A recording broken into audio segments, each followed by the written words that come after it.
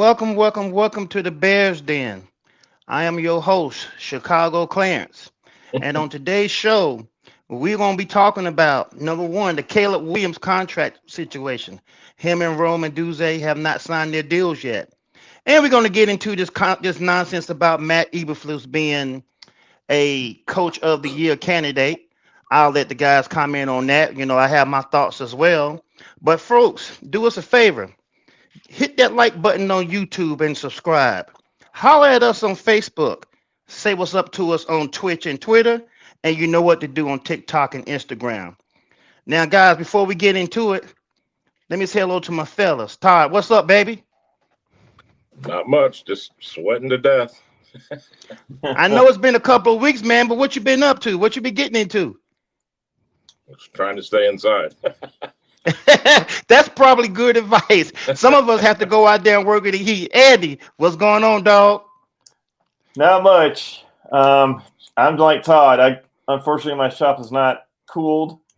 Just trying to stay cool because it's really hot outside. As you guys know, I was just in Chicago for a weekend. Took in the Cubs. I was just back home for a weekend. My sister's kid graduated, so I would say I'm glad to be back in Charlotte, but not with this heat. But other than that, I'm doing good. How about you, Chicago Clarence? How are you doing? Man, listen, if you was out there in Chicago, then this right here shouldn't matter to you because they got a different kind of sun over there in Chicago at this time of the year.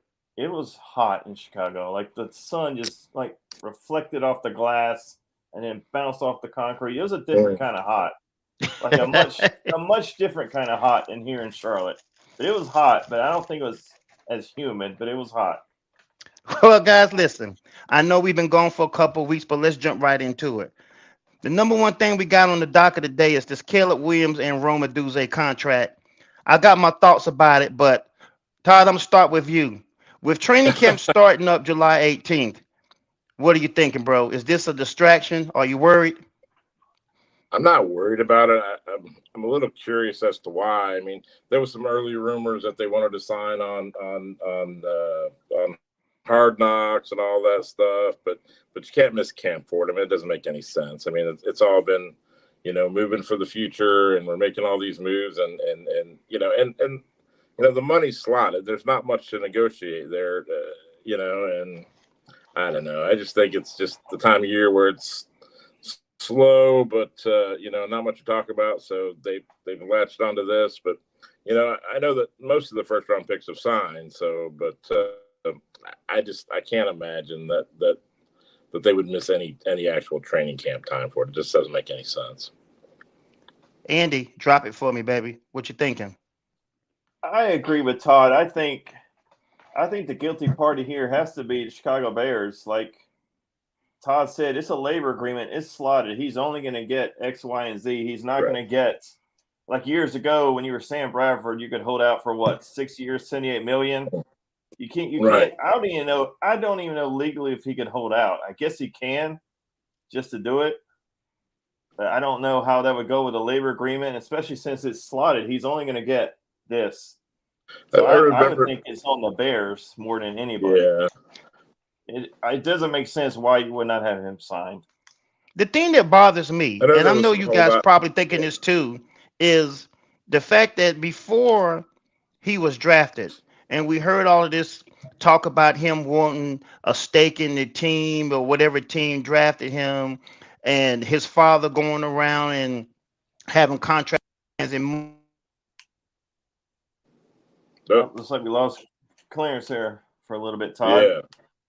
Yeah, there's not much that they can really do. I remember when Roquan's rookie contract that there was some language he wanted changed, but there's just not really much. Like the Bradford thing you talked about. I remember those days pretty clear, and you were tying up all of this money in cap into these rookies that either weren't going to play or you didn't know if they were going to work out, and you had all these guys that had played 6 and 7 and 8 years, and they, these kids are coming in making all this money, and right. They finally got a hold of that, but that lingered for years and years before the rookie wage scale has been a big success, and Caleb, his money, at this point, he can make 3 or 4 times what he's going to make playing, doing in endorsements in Chicago. You know that. So yes. But anyway, I mean, it says here that all he can sign for is a 4-year deal. Mm-hmm. He gets 4 years guaranteed, 5th-year option, but 4 years for $39.486. I don't have my glasses on. Right. So, like, I just don't understand why they wouldn't have given this guy a piece of paper and said, "Sign right here. Let's get this over with." So I still think that, it's more on the Bears than anyone else. Yeah, totally. Right. I just, if there was any leverage there at all, because he was the first pick and the quarterback, I could see that. But Roma's the 9th pick and the 3rd wide receiver. What does he have for leverage? Honestly, I mean, his number is a hard number. There's just no way around that. And the fact that neither of them signed, it seemed like they were trying to do it. That's what I heard weeks ago. They were trying to do it together and find some way to monetize that or get people to watch that or whatever. I don't question that. I mean, if they can make $1, they'll do it. So but Jaden Daniels is signed. Drake May is signed. Yeah. Harrison Jr. is signed. Joe Ott has signed. Mm-hmm. Neighbors in New York are signed, right? Yes, Neighbors has signed. Right. So, he's the 3rd receiver. That's just. And we got our boy back, Chicago Clarence. Man, isn't technology great? I don't know what happened, but I just got the booty. Y'all kicked me out of the show. This is my first time hosting, and you kicked me out of the show. What's going on? I didn't kick anybody out of the show. Yeah. Well. I mean, we were still talking about the Caleb Williams, Roma Dunze deal.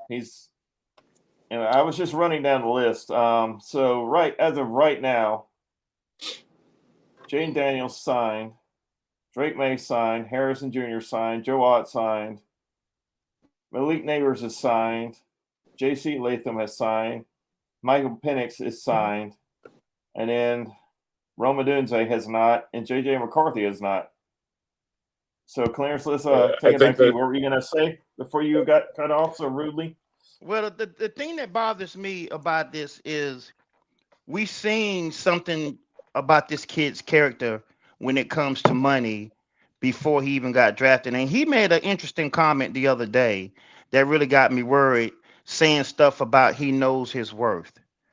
That's troubling because, as you said earlier, these salaries are slotted. Yeah. So you can't go in there and expect that you're going to get the world. You're not going to get this astronomical signing bonus and what have you. His first year's salary is somewhere around $7 million. Right. So it worries me what his thought process is.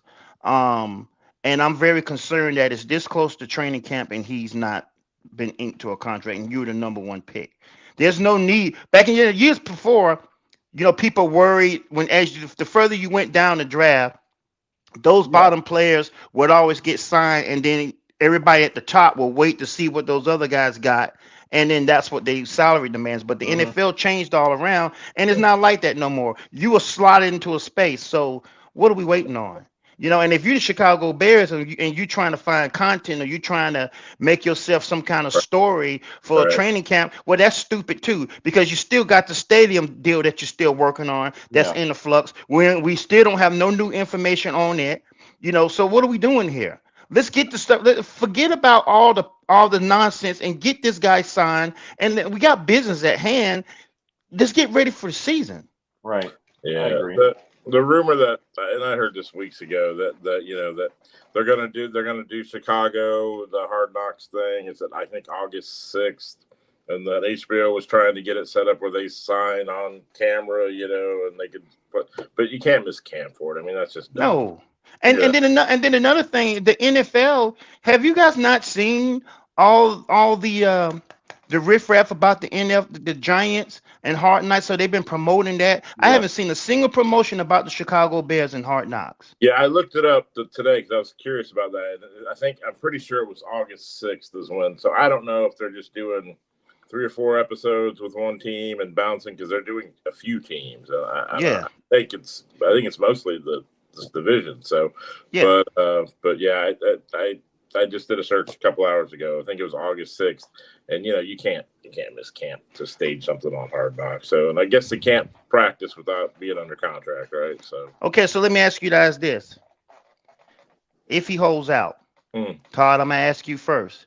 If he holds out, what are we pivoting to? Do we go sign a veteran to back well, up Bajent? Do we make Bajent the guy? What do we do? I like Bajan. I think that I guess in a crazy world where there's an actual holdout, I guess you go sign Ryan Tannehill and he's there, and you let him and Bajan fight it out until they can get this resolved. But I just don't expect that to happen. And when you were gone, I'm like, it doesn't make any sense to me. The Caleb thing makes sense because first quarterback, if there were any leverage there, which there doesn't seem to be, you get what you can. But Roman Dunze was the third wide receiver. He has no leverage at all. It isn't like Marvin Harrison, you could say, maybe because of his status, what he is, he holds up, but he's under contract. So, I mean, you're taking the money that's slotted to you. So, and the only quarterback that would try, and Penix is signed, but, he has legitimate gripe in his situation to say, hey, I can't go out here and make a bunch of extra money, doing ads for people and promotions and things because I'm not even the starting quarterback. So, but Caleb will make 3 times in sponsorship deals what he'll ever make his first rookie contract each year. He will. So yeah, the money's going to be there. Andy, what are you thinking? If he holds out, what are we going to do? Legally, I don't know if he can because it's a legal agreement. If he holds out, I mean, it would be interesting to see what would happen just from a labor agreement stand because, like I say, he's slotted. He has to sign for this amount. Well, if he holds out, yeah, I guess he can. I mean, he doesn't have to sign, but if you really hated your situation, you could set out the year and re-enter the draft. I mean, he can't. I mean, and he's got plenty of money to sit out the entire year and re-enter. But I think he will get signed. I would stay with Bajent and our third stringer. I just think he's going to sign. I don't think we need to go out and sign Tannehill and waste cap space. I'd rather us waste cap space on the edge or a center or a left tackle, not on our quarterback. I think he's going to get signed. Everything will be fine. What we're waiting on, like you always say at the bar, Chicago, Clarence, we are the Chicago Bears. We got to do Chicago Bear things. And to me, this is a Chicago Bear thing, not signing a player that's we should have signed. Should be signed. And I agree with all of that, but we keep talking about the salaries being slotted. Yeah. And so we can't let him come in and start holding us hostage. No. It's still got to be business as usual. Letting Bajent be the guy worries me. He doesn't have an NFL arm. We've seen that. He can't get the ball down the field, and we're going to have frisbee catching dogs on this team this year, and we have got to have the ability to get the ball to him. I don't know if Ryan Tannehill is the answer. If somebody else is sitting out there on the couch, I mean, look what Joe Flacco came in and did last year for Cleveland. He has an NFL arm. So let's pivot to the next one, and let's talk about Matt Eberflus and the story coming out that he is a candidate for Coach of the Year. Todd, I start with you. What's your thoughts on that? You buying that? Well, I mean, I guess if he had a great year and you look at the wins versus if he wins 11, 12 games, he'd be in contention for it. But I can't. I don't think I mean, look, we weren't sure he was even going to have this job, 3-4 months ago, and our buddy Casey, he's not coming. He was so mad about it. He's not even coming to a game this year. He said that over the Eberflus thing. He did turn the situation around when he got to be the DC, and he seems to be pretty solid as far as retaining his job. But I don't. They'll give it to somebody else. They'll give it to Harbaugh. They'll give it to there's always a chance. I guess maybe. I don't know, 5-1 odds, something like that. He might be in the group of 4 or 5 guys, but What about it, Andy? Well, as of right now, he's 0-0 this year, so he's got a chance. He's one of 32 candidates to win. That could win Coach of the Year. I think winning 7 games kind of screws him a little bit because if he gets to 10 games, He wins 10 games. That's not enough. If he wins 10 games, gets to the playoffs, and wins a playoff game, I mean, that could be enough. I mean, I do. Yeah. If he gets to 11 wins and wins a playoff game, that might do it. If he gets to 11 games and loses in the first round, I would say that's probably enough. So I think the odds are probably stacked against him, but I do think he saved, like Todd said, he saved his job last year. They were 0-4. The wheels have come off the wagon. We were calling for him to be fired tomorrow many, many, many times. I mean, he really saved his job. And I think the players generally like him. I think he's a player's coach. I think they generally like him. If you listen to all the beat reporters in Chicago, they love to play for this guy.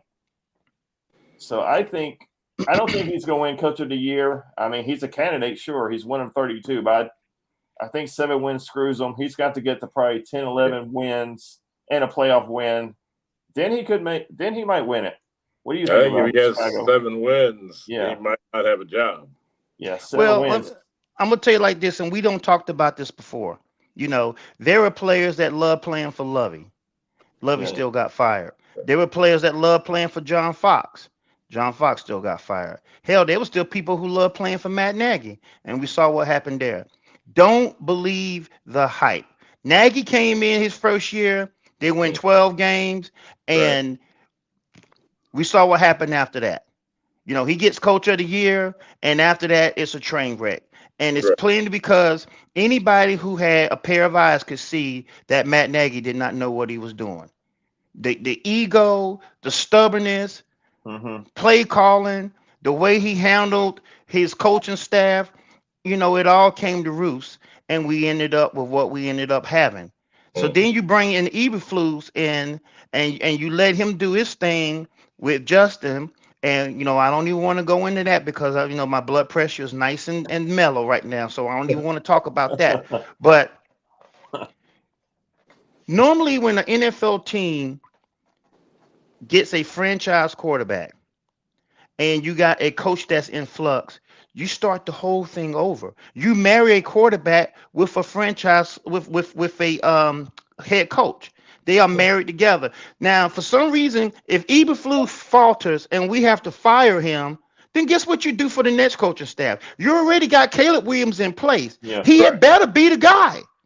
Or once again, we have started this cycle that Chicago Bears has done for decades. We always do stuff wrong.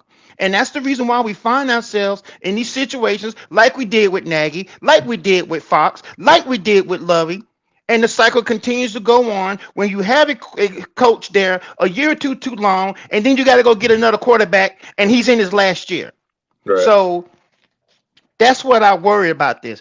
If Matt Eberflus cannot win with the team that he has coming in and the schedule that we have, then we got to fire him. And then once again, you got another guy that comes in, and he better like Caleb Williams, or he comes in the door and he says, well, you know what? You got a problem at quarterback. Well, that's what Eberflus said with Justin Fields. That's what Fox said with Trubisky, you know, so on and so on. So it had better work out. Well, I don't care about the Coach of the Year. I want to win. I am sick and I am tired of losing, and I am tired of looking bad while we're doing it. I think, you know, if he falls, if he has a bad season, they don't make the playoffs, you know, we're desirable landing spot for a big name guy or for a real head coach. And if he doesn't, then it just proves that he's the defensive coordinator that we pretty much all think he probably is, you know, not a head coach, but a decent DC. And maybe he goes back somewhere like Indy or some, you know. But the worst thing that could possibly happen is if we have to fire Eberflus and Harbaugh goes down there to San Diego and wins. No, well, he'll win, but he's changing that whole team, obviously. So. Well, we knew that. We expected that. He already has a really good quarterback. Well, but that's debatable. That's debatable. Well, I like Herbert, but he's going to handcuff Herbert big time. They are going to run, and they're going to run the Harbaugh offense. They are going to pound it down the field. So, which is what I wanted to do in Chicago. We got the weather for it. It just makes too much sense to run the ball down people's throats. I But was looking at we got to get in with the norm, and we got to sling the pill all over the field because we want to be all glamorous and flashy because that's the end thing in the NFL right now instead of winning football games. yeah, I was looking at like some of the pre fantasy rankings and just going down some stuff, and Herbert is right at a 4,000 yard passer, sometimes a little more, sometimes a little less, and I think they're projecting him at like 2,500 yards this year. So I mean, Yeah, Wow. he's lost his two best wide receivers. yeah, Who's he gonna well, throw the right, ball to? and Yeah. they're gonna run it. And So he lost his tight end. yeah, Yeah. yeah, I mean, we got his tight end and we got his receiver. Yeah. yeah, Right there in Chicago. right, yep. So And so listen, you know, I want to segue into what in Chicago Clarence pissed about this week. You know, and trust me when I tell you, I had a lot of things that I could highlight that really got my blood boiling. As you guys know, a couple weeks ago we had the NBA draft, Uh-oh. yeah, and maybe a lot of people out there don't know it, but I am a Los Angeles Lakers fan, and this whole thing's been going on in the sports world about what a father's responsibilities is, or as a father, or who wouldn't try to make a clear path for their son to do well. And listen, mm, I'm a father, and I can't tell you that I probably wouldn't have done the same thing in making my son a chance to take care of his family that he don't have yet, but to really get his stuff going. But as a Los Angeles Lakers fan, what pisses me off is the fact that I don't care what LeBron James wants. You have a responsibility to do what's best for the team. And this let me take you back to some revisionist history for a second. And let me just tell you why I am so ticked off about this. The Los Angeles Lakers, let me see, in 2025, oh wait, to get Anthony Davis on the team, this is what we give up. We gave up Brandon Ingram, Josh Hart, Lonzo Ball, 3 first-round picks mm, Wow. That's a just lot.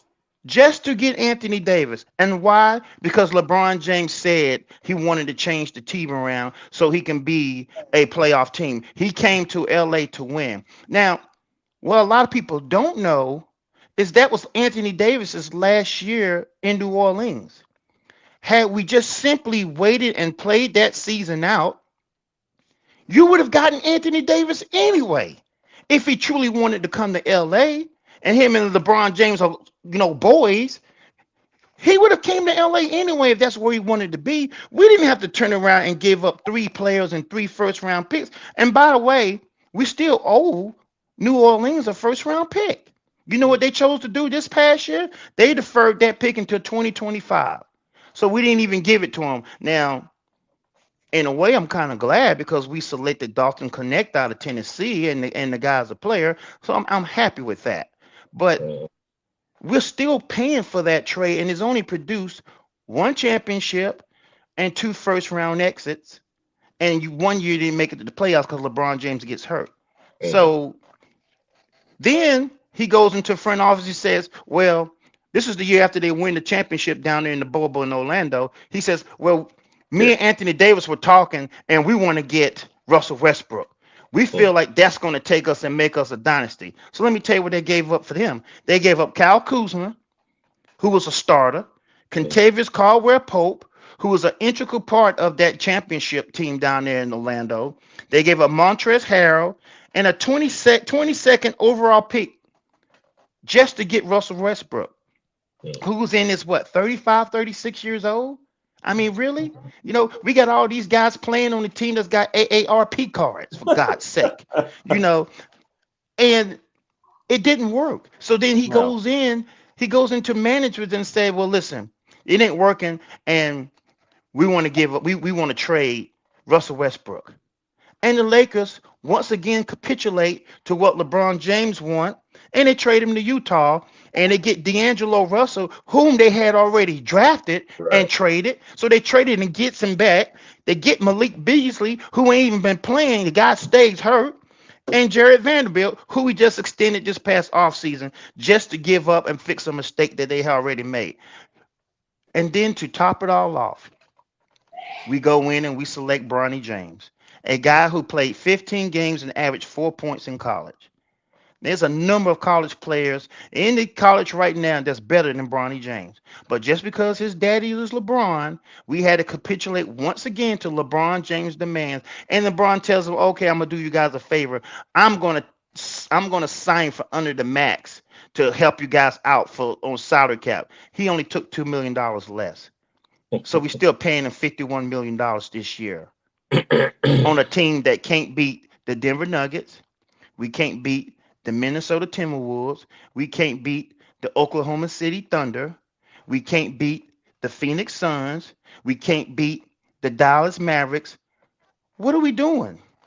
It is your responsibility to make the team better. You don't make the team better because you want to make your 40-year-old player happy, who's been there 5 years and has made close to $400 million playing with you, and you only got one championship to show for it. What are we doing? Guys, let me get your thoughts. Todd, I'll go with you first. Well, I think the Bronny James selection was everyone knew that was going to happen. I mean, it's a late second round pick. Doesn't really, I don't know. If he really wanted to do him a favor, he could have took a big pay cut. That would be the key, right? I mean, that's the thing. You draft my son so he doesn't come off as they could have got him as a free agent. I don't think anybody else was going to draft him, but Yeah, you're right. Another mistake. We could have used pick number 55 on somebody else. Bronny James was not going to get picked. It's the Mitchell Trubisky effect. Yeah. Yeah, but I mean, look, the key, if he wanted to cut a salary in half for 2 years, draft my kid thing, then now you helping the team do something with that money. So yeah, exactly. I mean, what are we gonna do with $2 million? Really? Stop it. The Gatorade guy makes $2 million a year, for God's sake. What are you? You're not doing us a favor. No, I mean the minimum's below $2 million, isn't it? I'm pretty sure. Yeah, well, the mid-level exception is $8 million, but there's nobody who we can put in that slot because everybody else is getting more to go. I mean, Klay Thompson stayed hurt for the past 3 years, and he got more than $8 million. So don't sit there and pretend like you're doing us a favor because you took $2 million less. You did not. Did he? I think he got 50 for 2, right? He got 25 million, and he hadn't played. Yeah, yeah. Well, to bring that back to the Bears, I keep hearing David Bakhtiari. I mean, that guy makes a fortune, and he hasn't played in, I think, about 2 years. You get hearing that rumor, the Bakhtiari. I wish the Chicago Bears would do some stupid stuff I wish they would. I dare you. We will. We do. We have. We have to spend the money on the defensive line. I mean, look, I'd like to have a good tackle, too. And Bakhtiari was great 5 years ago. In his prime, yes. Yeah. In his prime. Keyword. I mean, he's getting Social Security now. Give me a break. Yeah, give me a break. I shared yesterday. So, Andy, before we go, give us a quick word. What you thinking about this? Oh Lord, I'm not shocked at all. I mean, a father should do what he can for his son.